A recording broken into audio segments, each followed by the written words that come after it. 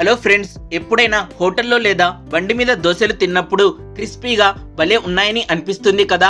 మనం ఈరోజు హోటల్ స్టైల్లో క్రిస్పీగా టేస్టీగా ఉండే దోశలను ఇంట్లోనే చాలా ఈజీగా ఎలా చేసుకోవాలో చూసేద్దాం. వీడియో చివరి వరకు మిస్ కాకుండా చూడండి. అలాగే ఫస్ట్ టైం మన టేస్టీ విందు ఛానల్ను చూస్తున్న వారు తప్పకుండా సబ్స్క్రైబ్ చేసుకోగలరు ఫ్రెండ్స్.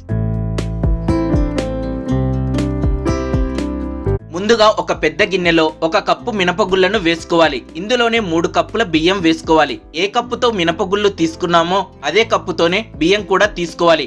మీకు స్టోర్ బియ్యం లేదా రేషన్ బియ్యం అందుబాటులో ఉంటే ఆ బియ్యం వేసుకోవచ్చు ఫ్రెండ్స్.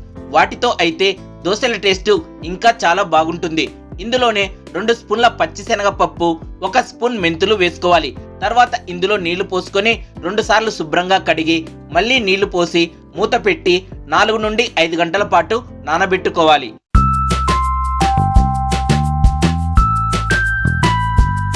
నాలుగు గంటల తర్వాత నీటిని వంపేసి మరొకసారి శుభ్రంగా కడిగి నానబెట్టుకున్న వీటిని మిక్సీ గిన్నెలో కొద్దిగా వేసుకొని కొన్ని నీళ్లు పోసుకొని మెత్తగా గ్రైండ్ చేసుకోవాలి.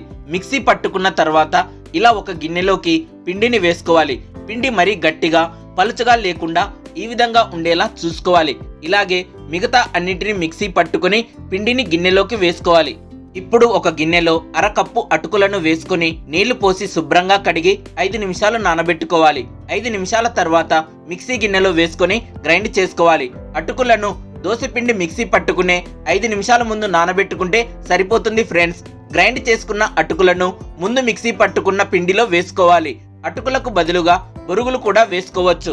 ఇప్పుడు ఈ పిండి అంతా కలిసే విధంగా గరిటెతో లేదా చేతితో బాగా కలుపుకోవాలి. ఇలా కలుపుకున్న తర్వాత గిన్నెపై మూత పెట్టి పక్కన పెట్టుకోవాలి. ఈ పిండిని 6 నుండి 8 గంటలు లేదా రాత్రంతా పులియబెట్టుకోవాలి. ఉదయానికి బాగా పులిసిపోతుంది. ఉదయానికి చూడండి పిండి ఎంత బాగా పులిసిపోయిందో. ఒక్కసారి ఈ పిండిని గరిటెతో కలుపుకొని ఇందులోకి రుచికి తగిన విధంగా 1 స్పూన్ ఉప్పు వేసి బాగా కలుపుకోవాలి. తర్వాత కొద్దిగా నీళ్లు పోసుకొని బాగా కలుపుకోవాలి. పిండి మరీ ఎక్కువ పలచగా ఉండకుండా ఈ విధంగా ఉండేలా నీళ్లను పోసుకొని కలుపుకోవాలి.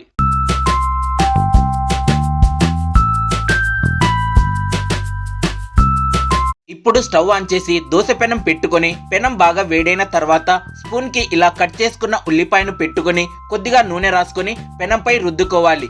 కావాలంటే దీనికి బదులుగా చిన్న క్లాత్ కు కాస్త నూనె రాసుకొని పెనంపై రుద్దుకోవచ్చు. ఇలా చేయడం వలన దోశలు పెనానికి అతుక్కోకుండా బాగా వస్తాయి. ఇప్పుడు ఒక గరిటె దోశ పిండిని దోశ పెనంపై వేసుకొని ఈ విధంగా పెనం అంతా రుద్దుకోవాలి. తర్వాత ఇలా దోశ అంచుల చుట్టూ 1 లేదా 2 టేబుల్ స్పూన్ల నూనె వేసుకోవాలి.